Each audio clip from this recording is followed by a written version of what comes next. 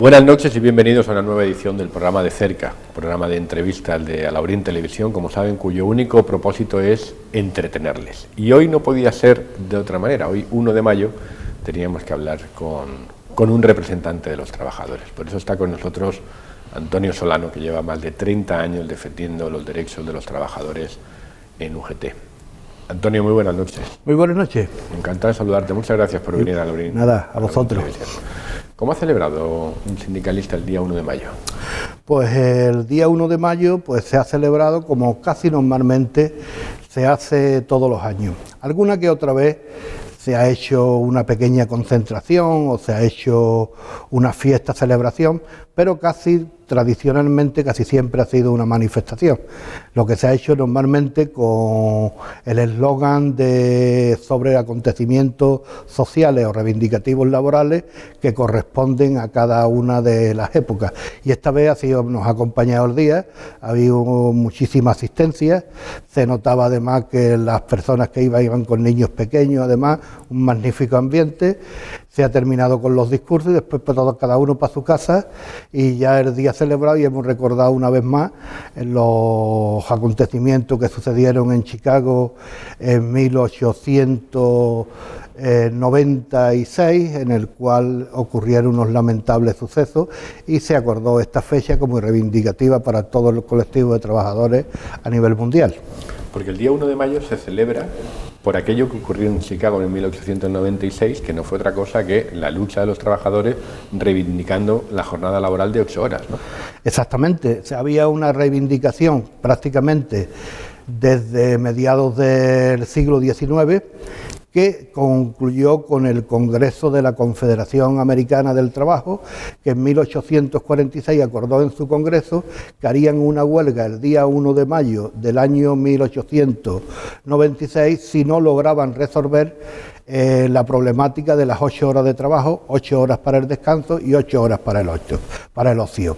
Concretamente, prácticamente la mitad de los convocados a la huelga, que eran casi 500.000 de trabajadores, en la zona más industrial de Estados Unidos, que por entonces era Chicago, que era además la segunda ciudad en habitantes de los Estados Unidos, y en esta concentración, en unos sucesos que ocurrieron, pero no fue el día 1 de mayo cuando ocurrió el día 4 de mayo, cuando se llevaban 4 días de huelga, pues en una concentración a las puertas de una fábrica de maquinaria agrícola, hubo unos disturbios importantísimos en los cuales murieron 50 trabajadores, en los cuales hubo más de 150 heridos, un policía también resultó muerto y se procesaron a todos los dirigentes del movimiento obrero de la época en los Estados Unidos. Casi todos eran polacos, alemanes, y prácticamente solamente hubo uno de los procesados que era estadounidense. El resto casi todos eran inmigrantes. La mitad de ellos, 5 de ellos fueron condenados a la horca y 4 fueron condenados a cadena perpetua. Uno de ellos incluso decían que se suicidó en la celda, cuando lo que ocurrió es que hubo un artefacto explosivo que murió dentro de la celda. Difícilmente alguien se suicida en una penitenciaría con un explosivo. Pero en fin, ahí después ya prácticamente al final del año casi todos los trabajadores habían conseguido las jornadas de 8 horas, con las 8 horas de descanso. No estamos hablando de los 5 días de trabajo por 8 horas, evidentemente en la época hablábamos de 6 días de trabajo, que en esto pues ya se contemplaba por lo menos que se había conseguido esta jornada de 8 horas. Después incluso en esto hay una paradoja, además. Precisamente en los Estados Unidos y en Canadá es donde no se celebra el día 1 de mayo en este día. Se celebra el primer lunes de septiembre.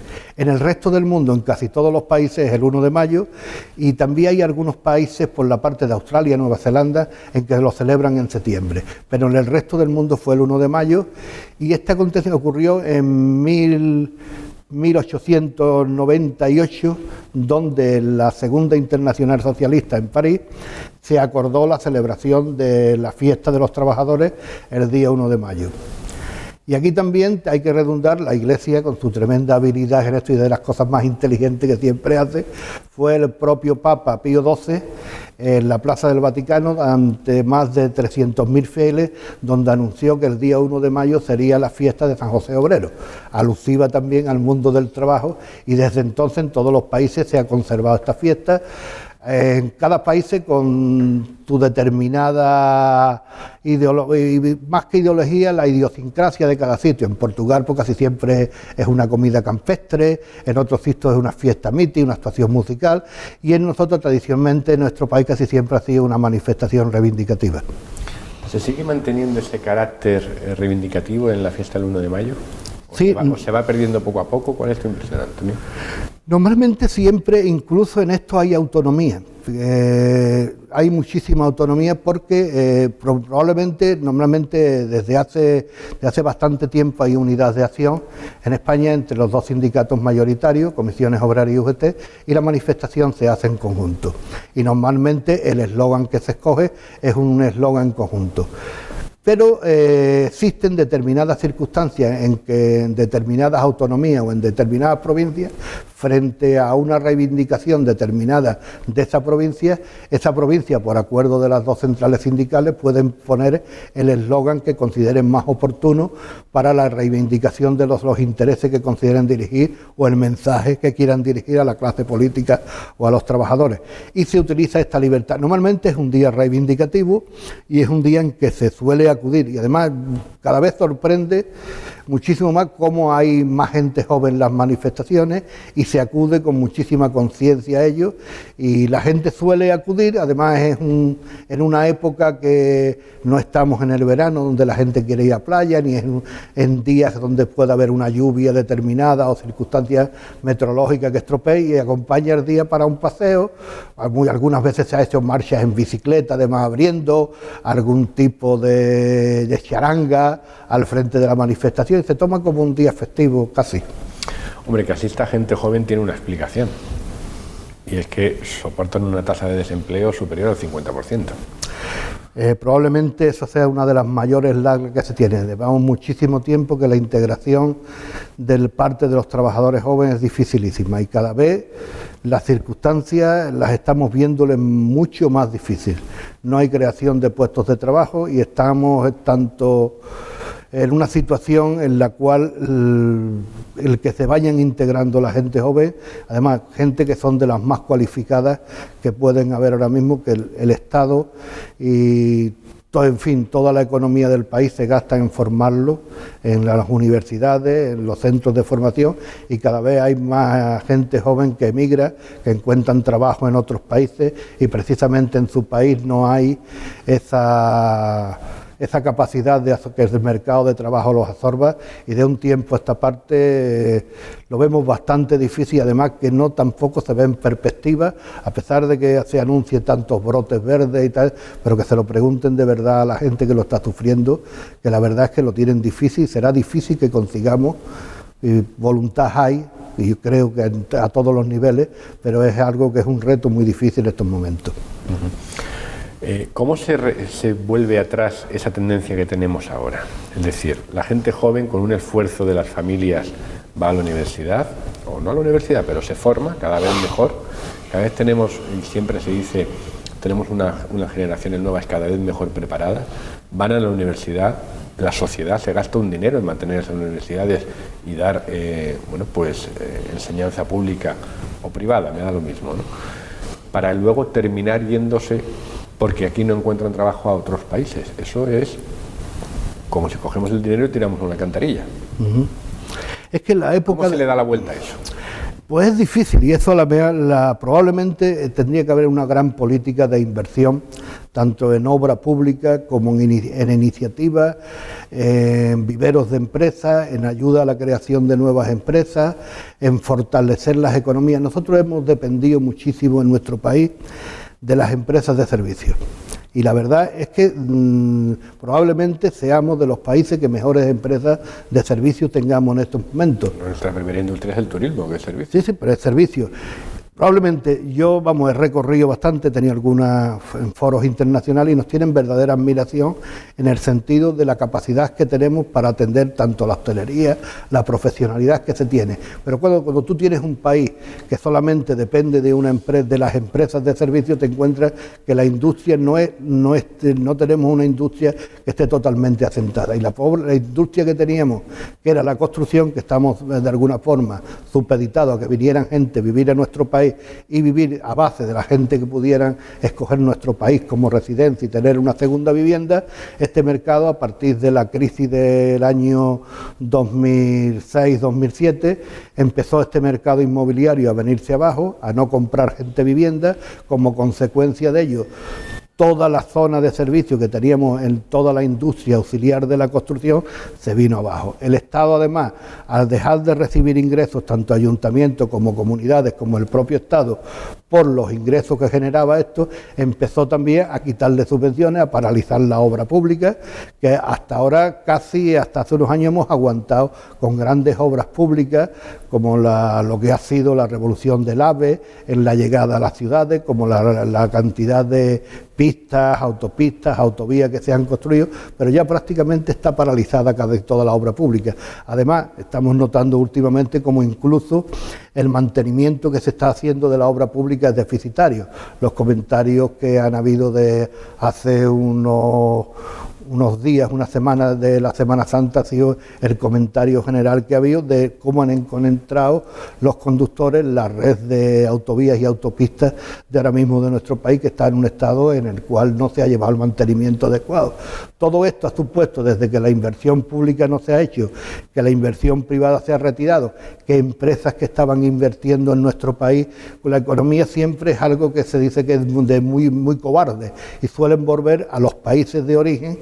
Cuando hay épocas de crisis se suele retrotraer a su país de origen o donde tienen su procedencia. Eso ha hecho que la desinversión que había en España, junto con depender de un solo sector, del sector servicios, ha hecho que haya bajado tantísimo. Y ahora, claro, todo lo que sale, nadie quiere invertir, nadie quiere gastar, el dinero está paralizado.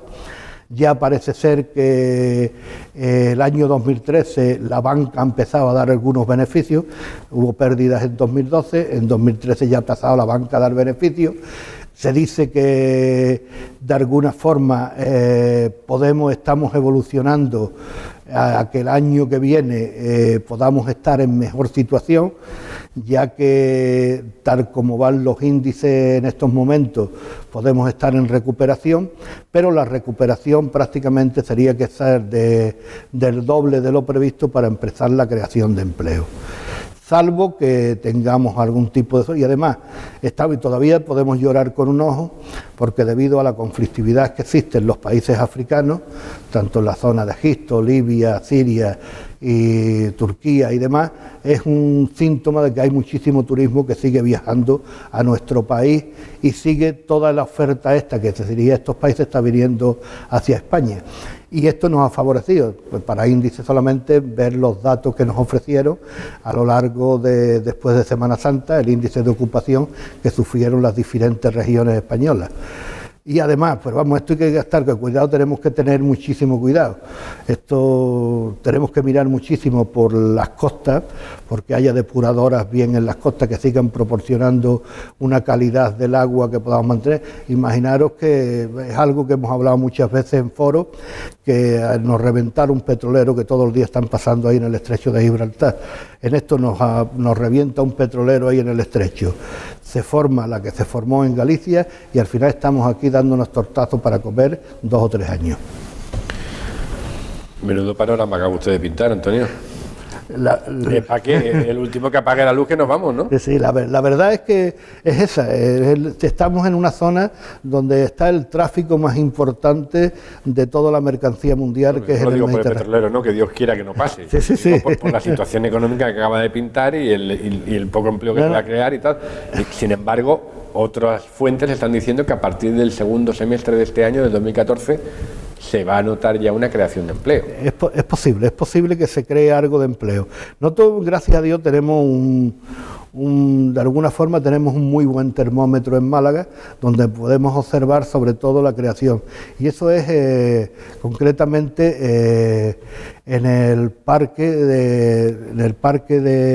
que tenemos ahí en Campanilla, concretamente, donde el Parque Tecnológico de Campanilla, donde vemos perfectamente cómo los índices de inversión se pueden desarrollar.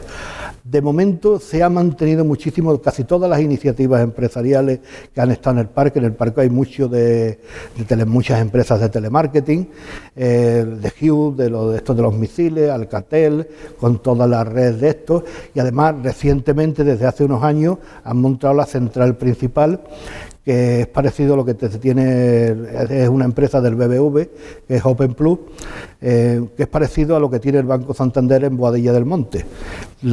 Toda esa empresa es una empresa que depende del grupo BBV, pero que hay más de 1.200 personas trabajando, y esos puestos han ido evolucionando poco a poco. No se nota, porque Málaga es tan grande que 1.200 puestos de trabajo apenas se nota, pero decir que hay inversiones de ese tipo que están escogiendo Málaga por la buena red de comunicaciones, y esto lo vendía muy bien el presidente del Parque Tecnológico, lo vendía muy bien, que decía: estamos a 2 horas de Londres, estamos a 1:30 de París, estamos a 1 hora de Barcelona, estamos a 5 horas de Estocolmo, estamos a tantas horas. Y es verdad que Málaga está en una situación magnífica, en que desde el Parque Tecnológico puedes ir a todo el mundo de una forma rápida, con un magnífico sistema de comunicaciones. Antonio, ¿los trabajadores hoy cómo están? Digo hoy, no 1 de mayo, sino en estos días, con 5 millones y pico de paro. ¿Están indignados o resignados? Los trabajadores es una mezcla de resignación y de indignación lo que tienen. Están viendo que la situación está como en el espejo que te puedes mirar, está viendo la situación que hay, cada uno casi está diciendo: virgencita, que me quede como estoy. Porque en la situación que está viendo como compañeros que estaban perfectamente, que su situación de vida estaba solventada, que sus hijos estaban en colegio, que mantenían la economía de su familia, que podían incluso salir a la calle y en determinados días y echar un rato con los amigos, a ver la situación que tenemos en estos momentos, pues la verdad que el que tiene un puesto de trabajo lo tiene como oro en paño. Y además, pues el resto están viendo como muchas economías familiares están sostenidas incluso por los propios abuelos, o a través, en zonas aquí como estamos en Alhaurín. Hombre, como aquí, gracias a Dios, esto no es un gran latifundio, hay muchísimas lo que es la tierra está muy repartida en la gente, casi todo el mundo tiene su pequeña habitualla, como dicen aquí en Alhaurín, la tienen sembrada, se abastecen mucho de las propias cosas que tienen en el campo y procuran vivir un poco, se ayudan, no es que se pueda vivir con eso, pero se ayudan con eso. Además de que aquí también hay muchísima gente de autónomos, que a través de la venta ambulante, el propio comercio de la fruta, de la jardinería, de esto, que hay mucha economía metida aquí, y quizás no en Alhaurín no sea un referente a mirar como el resto de pueblos de alrededor, en que todavía es peor.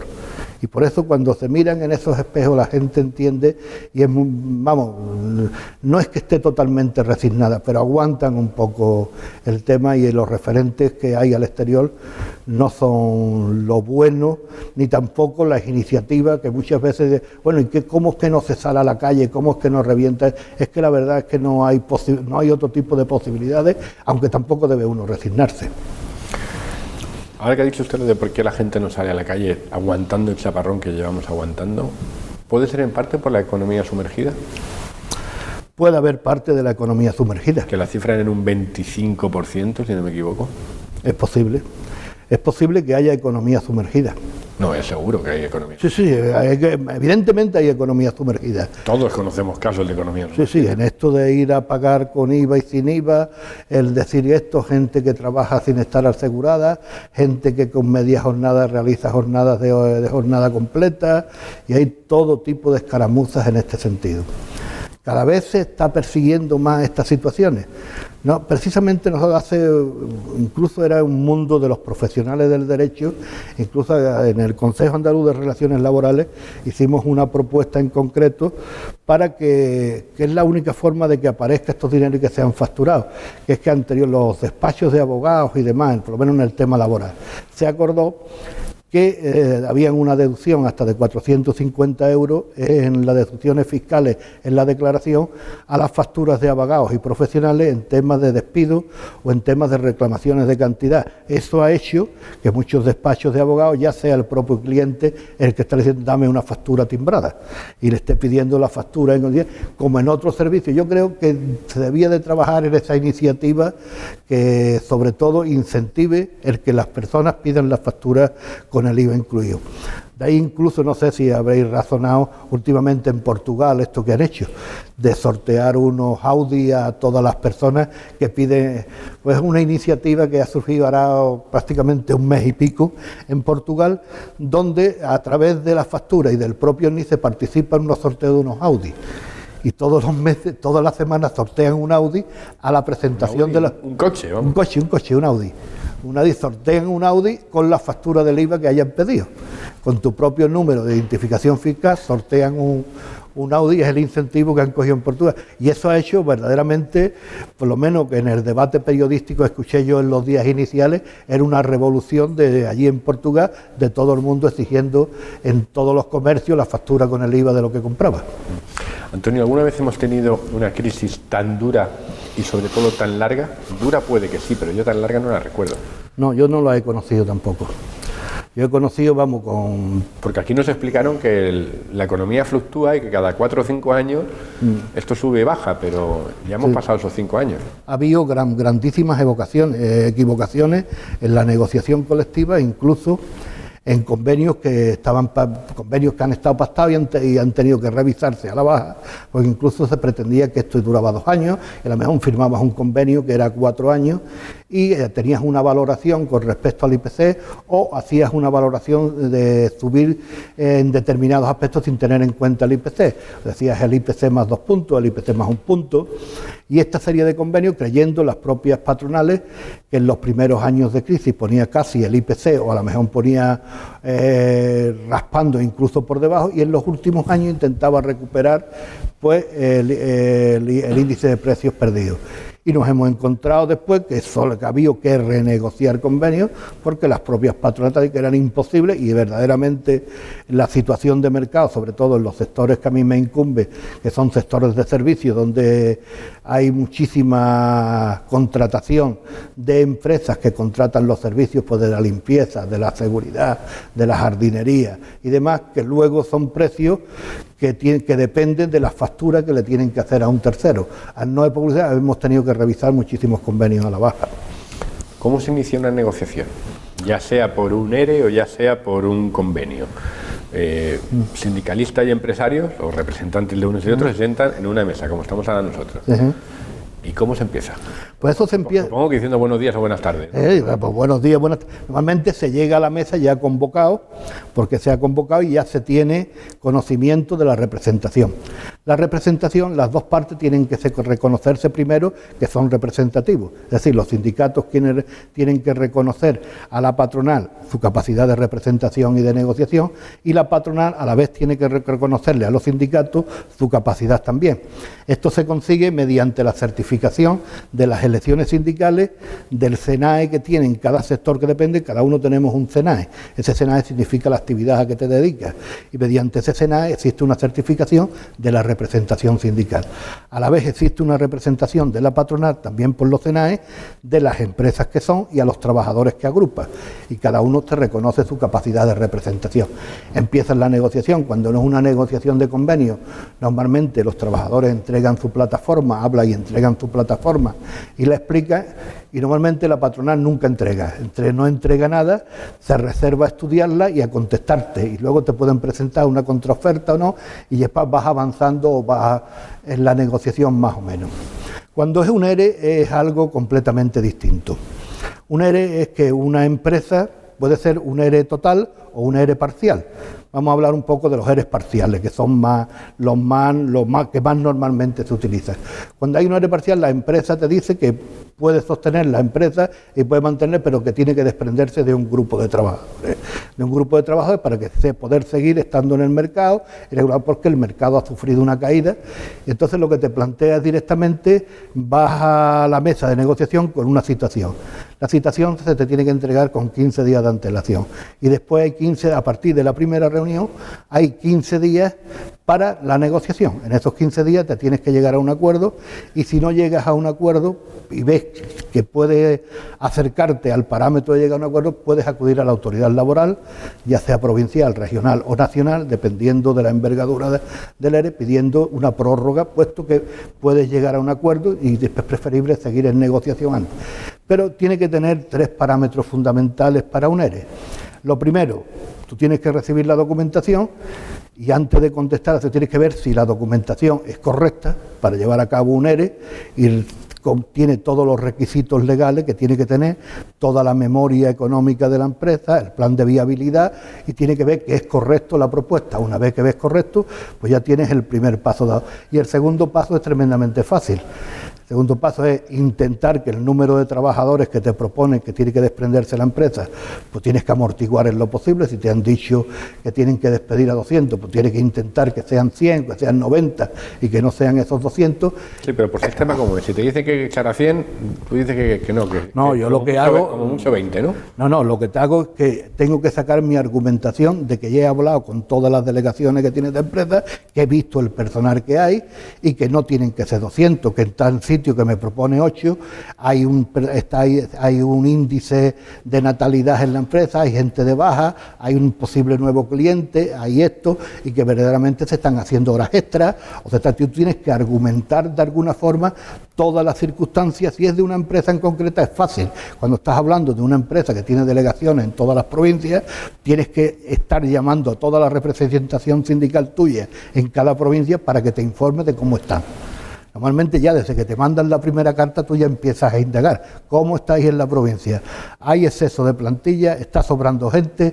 ¿Qué es lo que está pasando? Ya tú vas casi con la información. Y para ser un buen negociador hay que ser listo, hay que tener un poquito de mala leche, o ¿cuáles son las cualidades para negociar? Hay que tener culo cuadrado. Tienes que tener el culo cuadrado y jamás te tienes que aceptar. ¿Eso no se adquiere con el tiempo? Se adquiere, pero te requiere, por lo menos, huir de provocaciones. Muchas veces hay gente que provoca de la propia... En una negociación. En una negociación hay la empresa que provoca porque quiere romperla, porque su táctica es otra. No es empresa, ¿me entiendes? Es que en la negociación no te sientas con la empresa, te sientas con el asesor de una empresa. Ya. Y cuando es el caso de los ERE, verdaderamente cuando es un ERE de envergadura te sientas con gente muy cualificada. Normalmente un ERE de una gran envergadura te sientas con un Zagardoy, con Cuatrecasas, con Garrigue, es decir, gente muy cualificada y preparada en esto. Entonces tienes que analizar muy bien la documentación. Por lo menos si es sindicalista tiene que tener muy claro que si tú no sabes, tienes que conocer a alguien que sepa. Pues mucha documentación tú la coges, la miras, pues lo tengo que analizar, y tienes que irte a un asesor de tu propio sindicato que esté suficientemente cualificado para que te explique razonamientos que tú no puedas entender al momento. Y después tiene que tener tremendamente aguantar, no recoger la primera iniciativa, aguantar mucho, no romper nunca la negociación. La negociación nunca hay que romperla, a no ser que sea una barbaridad, y después tú no rompes una negociación hasta que no hayas tenido un proceso de asambleas internas con los propios trabajadores y te digan que esto es imposible, que esto no se puede comer. Pero tú no tienes que además que intentar ayudar a cruzar el puente. Ese puente que hay donde en la negociación tienes que intentar ayudar a cruzarlo. Y tienes que tener muchísima habilidad, aguantar, realizar muchas propuestas, decir muchas veces, si esto no lo he entendido. ¿Y se improvisa? Las improvisaciones tiene poco, es más la gesticulación que tiene. No es lo mismo que yo te haga con la mano derecha así en una cosa como te mira, por favor. A ver si nos acercamos. ¿No sería esta propuesta la idea? Hasta el movimiento gestual que tú intentas, que amortiguas, que tranquiliza, que te acerca, ayuda muchísimo a la negociación. Esto son técnicas de negociación que se aprende a través de estar muchísimas veces y que te repitan muchísimamente las cosas e intentar esto. Y tienes que ver el papel y decirle, oye, lo que me quieres decir es esto. Ah, vale, pues Entonces también podría ser de esta forma, ¿no? Si lo hiciéramos, ¿no? Y en una negociación, ¿cuántas veces has pegado tú un puñetazo en la mesa? Yo creo que nunca. ¿Y has soltado un taco alguna vez? Algunas veces, pero con gracia. Los andaluces tenemos gracia para eso. Eres sueltas un taco, pero lo haces con cierta habilidad. Eso te puede servir hasta para romper un momento. Sí, pero ¿no? Algunas veces es para distensionar. La propia de esta que hay, pues tienes que salir con una comparativa. En esto los gallegos, tanto los gallegos como los andaluces, somos los que más habilidad tenemos en las mesas de negociación. Los gallegos, pues la habilidad que tienen en sus latiguillos personales, y los andaluces lo mismo, la impronta que tiene un andaluz. Para me cago en Dios, hombre, por Dios, o cualquier cosa de esta que te puedas acercar al diálogo de alguna forma serio, puedes acertar muchas veces distensionado, sacar algún chiste sobre algo, o esto es lo mismo que no sé qué, esto como en mi pueblo, o cualquier cosa de esta, pero con una habilidad, no tampoco que no sea hiriente en lo que estés haciendo.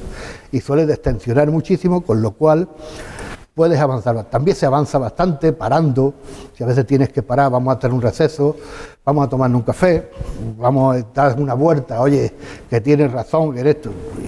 O muchas veces tienes que decir, mira, vamos a dejarlo hoy y le damos una pensada y quedamos para otro día. ¿Los sindicalistas comprenden que el empresario normalmente no quiere echar a gente? De todo habrá, ¿eh? Igual que de todo hay en periodistas, en sindicalistas, en empresarios. Pero el empresario lo que quiere es, mientras más trabajadores es porque mejor va la empresa.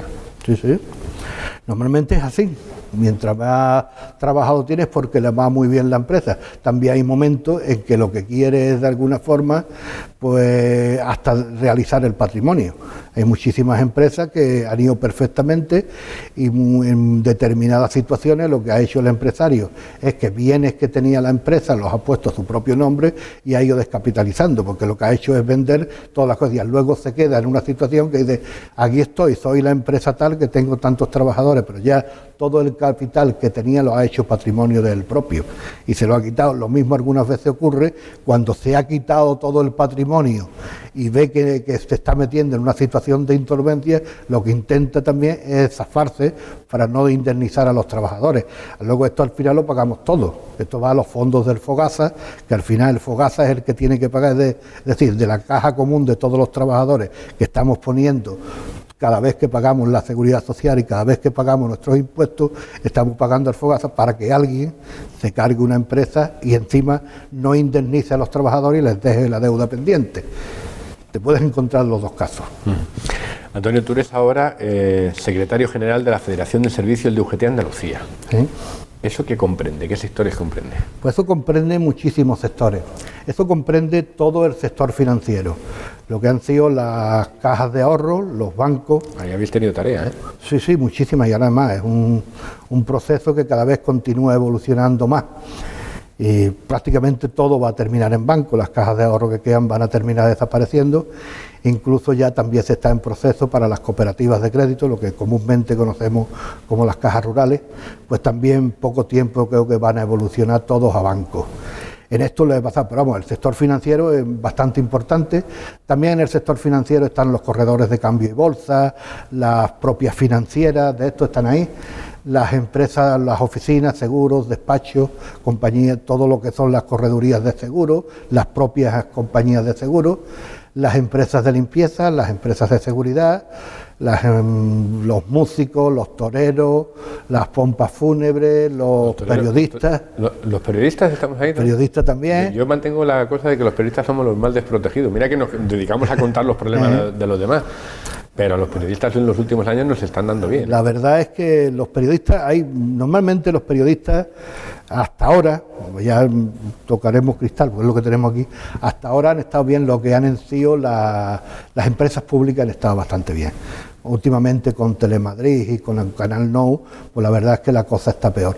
Pero en lo que son las empresas públicas, el periodista está tratado muy bien. Y en determinada prensa también. Pero la prensa no se ha entrado en una situación desde que salieron las nuevas tecnologías informáticas y demás, ya el negocio de la prensa no tiene la envergadura que tenía en otros momentos. Y hay determinadas empresas que han sabido evolucionar y otras que se han mantenido todavía en los esquemas antiguos, no están evolucionando. y es cada vez más difícil. La oferta televisiva es inmensa. Decirte que ahora se nos hablaba hace unos días también.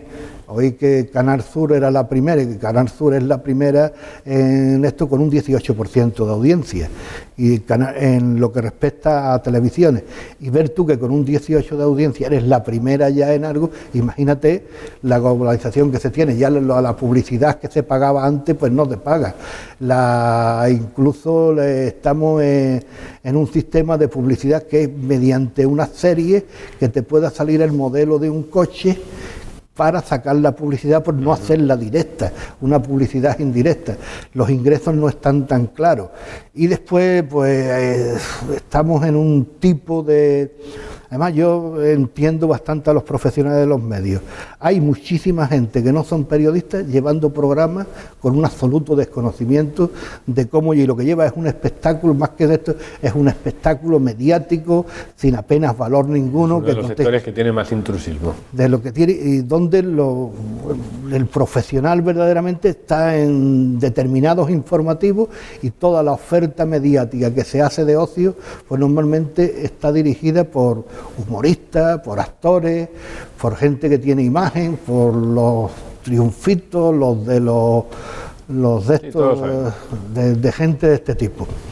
Y es difícil, yo le veo, ya te digo, en las empresas públicas han tenido muy buenos convenios, han tenido esto, ya no existe tampoco, yo me acuerdo de los compañeros de radio y televisión que iban alguien con una cámara, alguien apuntando las escenas, alguien con la protector de sombrilla, alguien con el micro, y ahora ya algunas veces ve con la cámara y con el micro a la vez, con lo cual el trabajo es dificilísimo.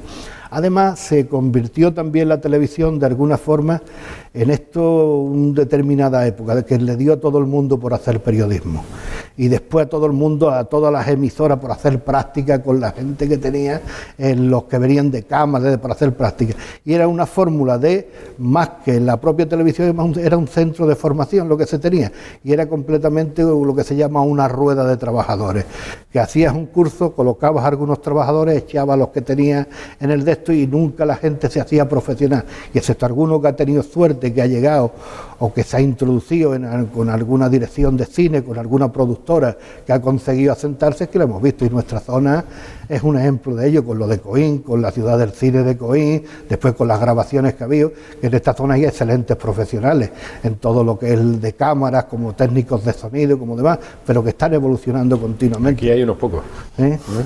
Vamos, yo hice las negociaciones del primer convenio de Coín de John Das y Todesco, fue yo el que hice la negociación del convenio.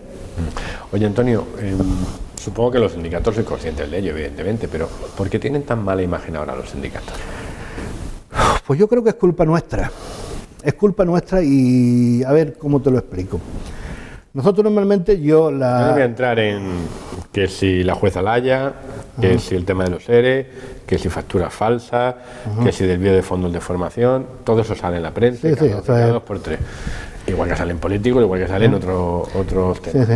Pero es que nosotros tenemos un defecto, y el defecto es endogámico, es un defecto endogámico, que es de alguna forma que nosotros hacemos una gestión muy determinada, que es la negociación. Hacemos magníficas negociaciones de convenios, de mantenimiento de puestos de trabajo, de solucionar problemas de determinado colectivo, pero después no sabemos venderlo, y sabemos transmitirlo. Y normalmente lo que hacemos es transmitirlo a las personas interesadas. Es decir, yo termino de hacer una buena gestión con un colectivo de trabajadores de cualquier sitio, inmediatamente que lo comunico con ellos, toda esta gestión ha estado quedó. Ahora, a la opinión pública no transmito nada, y entre otras cosas porque me parece que no es de interés de la opinión pública, y muchas veces es así, porque están pasando tanta barbaridad, de tanta caída de puestos de trabajo, escándalos tan grandísimos, de tan envergadura, que tú mandas una nota de prensa, y cuando ves que tú no la publicas y no te la publico, has mandado 4 notas de prensa y ya no mando más, y lo diriges a tu colectivo, que es el que tú tienes que ver, y no da más explicaciones a nadie. Y otras veces termina tan cansado de la negociación que te esperas 2 días para comunicar. Es una cosa que no sepáis vender el buen trabajo que hacéis, porque evidentemente en el momento que salvéis un ERE donde se pedían 200 despidos y se salga con 50, eso es un éxito. Y eso que no se comunique no saberlo vender. Pero otra cosa es que salgan noticias como el tema de facturas infladas y ese tipo de cosas que vemos en la prensa. ¿Os ha afectado también la corrupción? ¿Os han tocado la China también Esto afecta, todo afecta. Nosotros, yo tengo muchísima confianza. Yo lo que puedo decir es que toda la documentación de la UGT antes de Navidades se la llevó la Guardia Civil. Se llevó el servidor principal de la UGT Andalucía, que tiene un NIS, que ahí está toda la documentación que pueda haber, todo lo que se ha hecho, con todas las cuentas, con todo la UGT lo tiene. Está todo depositado en el juzgado de la jueza Laya. Y yo estaría encantado de la vida, y además la gran mayoría de los dirigentes del sindicato, con que si hay alguien que ha metido la mano en el saco o en el cajón, que se lo coja, además que le caiga con más contundencia que nadie. Si es un sindicalista, que le caiga, que la ley caiga con todo el peso que le tenga que caer y con más contundencia. Estamos hablando de desvíos de fondos que iban para cursos de formación. No, es que hay muchas cosas que no son exactamente. Ahora se está hablando, ahora dice que hay un fraude en Málaga de formación. Y esa formación es formación para el empleo. Esa formación que están diciendo que es formación para el empleo es una formación que el 90 y tantos % de esa formación la hacen las empresas. Sí, ahí no había sindicatos. Es una formación porque implica que tú a los trabajadores que pasen por un curso de formación tienes que dejarle por lo menos un año de contrato en la empresa que tú has dado la formación o en otra empresa que sea de similares características. Luego un sindicato no tiene ha habido épocas que ha habido también de hacimientos de empleo, estoy hablando del año 2005, 2006, que igual te decían las empresas de seguridad, no tenemos vigilantes y no hay academia, ¿no? Y decir, bueno, mira, yo tengo una academia, pues voy a hacer un curso y tenías asegurado, no el 60, el 80 o hasta el 90% de los puestos de trabajo del curso los colocaba con facilidad y cumplías una labor en esto, en alicatadores, soldadores, mecánico de moto, chapa y pintura, pues ese tipo de cursos daban casi la colocación del 100% de los alumnos. Y se hacía. A partir de 2007 por ahí no se han hecho de este tipo de cursos, los sindicatos no han hecho ninguno porque es que no tenían dónde colocarlo. Esto lo podía hacer lo que son los cursos de formación de ese tipo. Otro tipo de curso de formación. Nosotros creemos que los propios centros de formación de la UGT, de lo que hay, que nosotros casi toda la formación la hemos dado con una fundación nuestra que se llama IFE, que es con la que damos casi toda la formación de la UGT. Y nosotros no tenemos además toda la documentación la tiene la jueza y no creemos que tengamos absolutamente ningún fraude. Puede existir alguna, a ver si logro explicarte. Normalmente cuando tú haces formación en el centro de formación, un curso de formación normalmente viene tipificado para 15 alumnos, para 20 alumnos y tienes que entregar pues 20 blogs, 20 lápices, 20 bolígrafos, 20 carpetas. Pues eso luego tiene que ir una factura individualizada diciendo que es del curso del expediente 345, acción tal, y normalmente pues no compras 15 lápices, 15 bolígrafos, 15 gomas, compras 2.000 lápices, 2.000 bolígrafos y haces una factura total y después tiene que andar con el proveedor diciendo dame una de 15 para este curso. Pero tú has comprado un volumen importante de alguna forma para conseguir un precio razonable en esto. Y en esto muchas veces la intencionalidad del medio que lo quiere hacer, pues coge la factura grande, te dice que luego ha sido de 15, que ha sido de esto, cuando la explicación está más fácil. Igual a lo mejor incluso te pueden decir, pues esto no tenía que haberlo hecho de esta manera, tenía que haberlo hecho de esta forma, pero no ha habido intencionalidad en esto de hacer un fraude en esto. Entonces, y todo lo que es la formación, pues aplicación de a programas concretos que haya habido otras actividades que no. Eso es incluso dentro de nuestro sindicato se creó una comisión interna de expertos que los que más interés que nadie tenían nosotros en solventar exactamente y saber si se había cargado alguna cantidad económica de subvención a alguna actividad determinada, llámese a prevención de riesgo, a negociación colectiva, a ver si se había imputado algún gasto más. Y estos se han estado revisando e incluso se han provisionado fondos que ni la propia Junta de Andalucía ha podido disponer de ellos, que ya el sindicato ha adelantado diciendo que aplicó sobre una actividad determinada este gasto y que no se corresponde y que está dispuesto a disposición de la Junta de Andalucía. Cantidades que han estado. Y los otros, ya te digo, encantado de la vida. Nosotros incluso, fue antes de Navidades, nosotros las cuotas de enero no las pusimos pasar a los afiliados, porque el servidor se las había llevado a la Guardia Civil. El día del registro, nuestro servidor principal, tuvimos que esperar, los compañeros de informática hicieron un sistema con un servidor virtual, que lo hicieron para tirar de eso, bueno, había que comprar un nuevo servidor, hice con unas copias de los programas, montarlo y está mostrado, pero lo que está toda la documentación es juzgado. Bueno, esperemos que... Y esperemos se aclare todo. Y aparte... Y que paguen los que hayan metido. No, desde luego que caiga el peso de la ley con toda la contundencia si hay algún compañero o compañera que ha metido la mano de forma irregular en cualquiera de las acciones, en cualquier dinero o en cualquier otra cosa que haya habido o que haya pasado. Antonio, hace ya tiempo que estoy fuera de hora, y como me suele pasar por otro lado, yo pido disculpas siempre a los compañeros, pero hemos empezado, o ha sido mi sensación, poniendo un panorama muy negro, que a lo mejor es el que tenemos. Me gustaría terminar con que nos des un mensaje un poquito optimista, de que esto vamos a levantarlo y que poco a poco se va creando empleo, que creo que es una de las preocupaciones principales de todos los hogares. Bueno, yo participo además, tanto en Portugal como en Suecia, participo en varios comités europeos y yo soy un monitor, no de forma permanente, pero de alguna forma voy como monitor al principal centro de formación sindical que hay en Suecia, que es la Runo Folkhögskola, que es una escuela de formación, y ellos tienen muchísima visión sobre vamos, desde el tiempo que yo llevo yendo ya unos 15 años a Suecia a dar cursos y a recibir. Y ellos tienen muchísima admiración, sobre todo por muchas iniciativas que se tienen. Ellos le tienen una admiración grandísima a organizaciones que hay en España como la ONCE. Dice que en el mundo entero no hay una organización de un colectivo de disminuidos físicos como tenemos en España.